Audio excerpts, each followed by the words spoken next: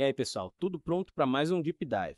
A gente vai mergulhar no mistério geográfico que sempre me deixou curioso. Por que o centro dos Estados Unidos é tão vazio? É tipo um mar de terra, só que com pouquíssima gente. É um contraste enorme quando a gente compara com as áreas costeiras, né? Tipo, se você olhar um mapa de satélite à noite, a costa leste é um festival de luzes, mas o meio do país fica quase no escuro. É verdade. E os números impressionam bastante. A área que a gente está falando é chamada de cinturão despovoado e é 2 vezes maior que a Califórnia. Mas tem só 3 milhões de pessoas morando lá. Como se a gente pegasse toda a população da Jamaica e espalhasse num espaço 12 vezes maior que o Lago Michigan. Tem espaço de sobra, né? Espaço até que não falta. Mas a história e a geografia explicam essa baixa densidade populacional. Lembra que a colonização dos EUA começou na costa leste. A expansão para o oeste foi um processo meio que gradual e desigual. E alguns eventos tiveram um papel fundamental nisso. Tipo a compra da Louisiana em 1803, uma área gigantesca que vai até a bacia do Mississippi, solo fértil bom para a agricultura. Era de se esperar que essa região tivesse se tornado um polo populacional, né? A lógica até que diz que sim, mas a realidade foi bem diferente. E aí entra a geografia com um elemento determinante: as montanhas rochosas. Que imponente, né? Demais. Essas montanhas delimitam as grandes planícies a oeste e criam um fenômeno climático chamado efeito sombra de chuva. Feito sombra de chuva, parece coisa de filme de ficção científica. Como é que funciona isso? Imagina o seguinte: o ar úmido que vem do Oceano Pacífico viaja em direção ao leste. Quando ele encontra as montanhas rochosas, ele é obrigado a subir para atravessá-las. Nessa subida, o ar esfria e a umidade condensa, formando nuvens e precipitação ao resultado. Muita chuva e neve no lado oeste das montanhas, deixando o lado leste, onde ficam as grandes planícies, com um clima bem mais seco. Entendi. É como se as montanhas rochosas roubassem a chuva do lado leste, criando essa sombra de chuva. Faz sentido. Mas e aí?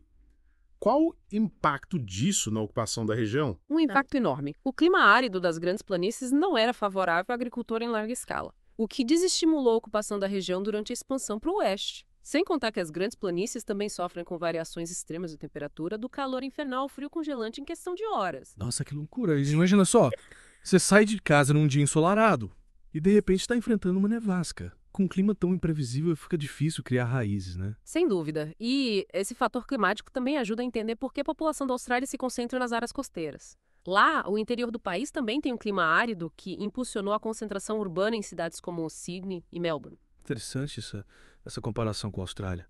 Mas voltando ao Zeorá, a gente falou da agricultura e do clima.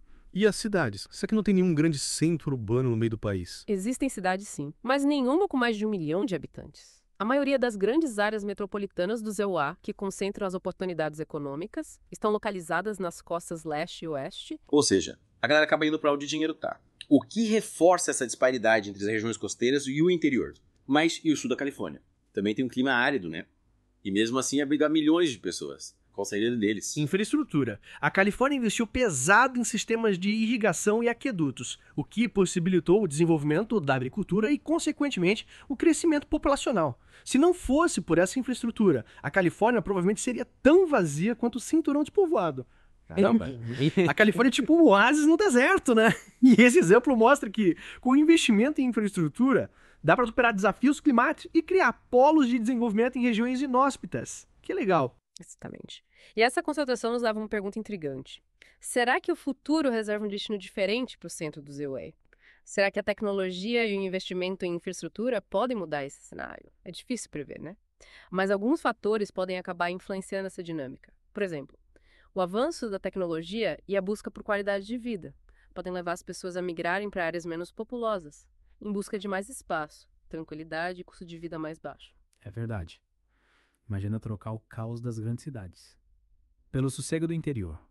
Ter um quintal enorme, poder ver as estrelas à noite. Sem falar no custo de vida, que provavelmente é bem mais baixo.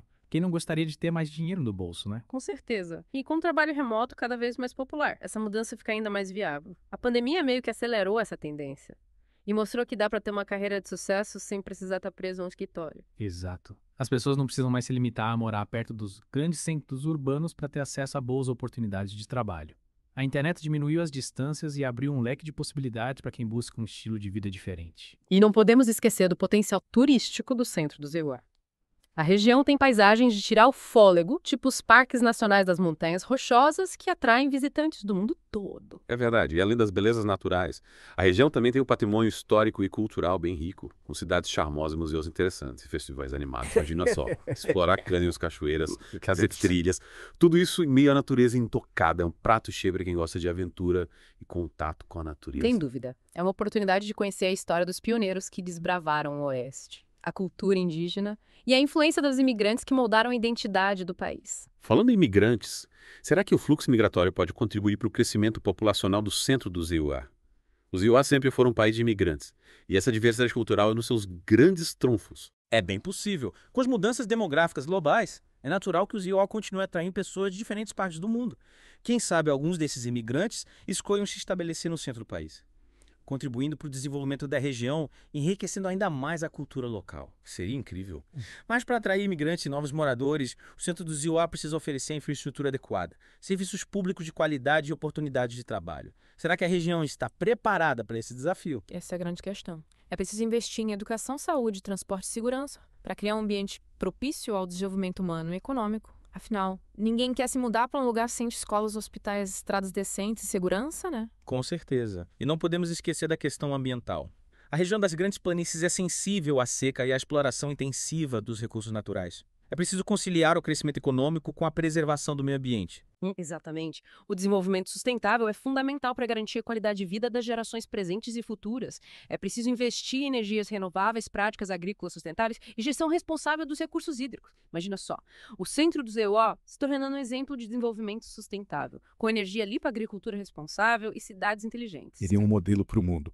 Mas falando em recursos hídricos, a gente sabe que a água é um fator crucial para o desenvolvimento de qualquer região, e a aridez é um dos principais desafios do centro do ZEO. Será que existem soluções inovadoras para garantir o abastecimento de água na região? Sim, a tecnologia tem um papel fundamental nesse desafio. Existem projetos de dessalinização da água, captação de água da chuva e irrigação mais eficiente que podem ajudar a minimizar os impactos da seca. A Califórnia, por exemplo, já usa algumas dessas tecnologias para garantir o abastecimento de água para sua população. Que legal! A ciência e a tecnologia a serviço do desenvolvimento humano e da sustentabilidade. Mas me diz uma coisa. Você acha que a falta de grandes centros urbanos no centro do ZEO pode ser, de certa forma, uma vantagem para a região? Pode ser sim. A ausência de grandes cidades pode significar mais espaço para a natureza, menos poluição e um ritmo de vida mais tranquilo. Imagina poder desfrutar da natureza exuberante, do ar puro e do silêncio. Sem estresse, a correria das grandes cidades parece um sonho. É o sonho de muita gente. E com a crescente preocupação com a qualidade de vida, é possível que o centro do ZEO se torne um refúgio para quem busca um estilo de vida mais conectado com a natureza e com o seu ritmo interior. Sem dúvida. E quem sabe a região se torne um polo de desenvolvimento de tecnologias verdes, energias renováveis e práticas agrícolas sustentáveis, mostrando ao mundo um novo modelo de desenvolvimento mais equilibrado e harmonioso com o planeta. Seria fantástico. Mas para que esse futuro promissor se concretize, é preciso investimento, planejamento e, acima de tudo, a vontade de construir um futuro melhor para a região e para o país. Com certeza. É fundamental o engajamento da população, dos governantes e do setor privado, trabalhando em conjunto para superar os desafios e aproveitar as oportunidades que o centro do ZEO oferece, afinal. O futuro da região está nas mãos de quem acredita no seu potencial. E você acredita no potencial do centro do ZEO? O que mais te chamou a atenção nesse nosso mergulho na região? O que mais me impressionou foi o contraste entre o vazio demográfico e o potencial da região. É um lugar com paisagens incríveis, recursos naturais abundantes e um povo acolhedor. Apesar dos desafios, a região tem muito a oferecer, tanto para os seus moradores quanto para o país como um todo. Sabe o que eu acho mais fascinante nessa história toda? É que o centro do ZEO é como uma tela em branco, cheio de possibilidades. Um lugar onde novas ideias podem florescer e modelos inovadores de desenvolvimento podem ser testados. É como se a gente pudesse reimaginar o futuro. É verdade. É um convite para repensar a forma como a gente vive, como a gente consome, como a gente se relaciona com a natureza e uns com os outros. Uma chance de construir um futuro mais sustentável, justo e equilibrado. E quem sabe, nesse futuro, o centro do ZEO se torna um exemplo para o mundo, mostrando que dá para conciliar progresso com preservação ambiental, prosperidade econômica com justiça social, individualismo com comunidade. É um sonho ambicioso, mas não impossível. A história mostra que as grandes transformações começam com um passo de cada vez, com a coragem de desafiar o status quo e a vontade de construir um mundo melhor. E essa vontade de construir um mundo melhor, esse espírito inovador, essa busca por um futuro mais sustentável e justo, já está presente no coração de muita gente, em diferentes partes do mundo. É um movimento que cresce a cada dia, impulsionado pela consciência de que nosso planeta é um só e que o futuro da humanidade depende das escolhas que a gente faz hoje. E o centro do ZUE, com suas vastas planícies, seus céus infinitos e seu povo acolhedor, pode ser um palco privilegiado para essa grande transformação. É um lugar onde a gente pode se reconectar com a natureza, com a nossa essência, com o que realmente importa. É um convite para desacelerar o ritmo para respirar fundo. Contemplar a beleza do mundo ao nosso redor, para redescobrir a simplicidade da vida. E nesse processo de redescoberta, quem sabe a gente encontra novas formas de viver, de trabalhar, de se relacionar, de consumir, de construir um futuro mais humano e sustentável. É um caminho cheio de desafios, mas também de oportunidades. É um convite para a gente ser protagonista da nossa própria história, para construir o futuro que a gente quer para nós e para as próximas gerações. E essa é a mensagem que a gente deixa para você hoje.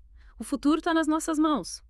Cabe a cada um de nós fazer a nossa parte, por menor que ela seja, para construir um mundo melhor. Então que tal a gente começar hoje mesmo? Que tal repensar nossos hábitos, nossas escolhas, nossos valores, buscar um estilo de vida mais sustentável, consciente, mais conectado com a natureza e com o próximo. Pequenas atitudes, quando multiplicadas por milhões de pessoas, podem gerar grandes transformações. Então vamos juntos nessa jornada? Construir um futuro mais brilhante, justo e sustentável. Começando pelo nosso próprio quintal. E assim a gente encerra nosso mergulho no coração da América. Uma viagem que nos levou a refletir sobre o passado, o presente e o futuro, sobre os desafios e as oportunidades, sobre a nossa responsabilidade individual e coletiva na construção de um mundo melhor. Esperamos que essa jornada tenha inspirado você a buscar mais conhecimento, a questionar, a refletir e, acima de tudo, a agir. Até a próxima. E que a busca por um futuro mais justo e sustentável continue nos guiando.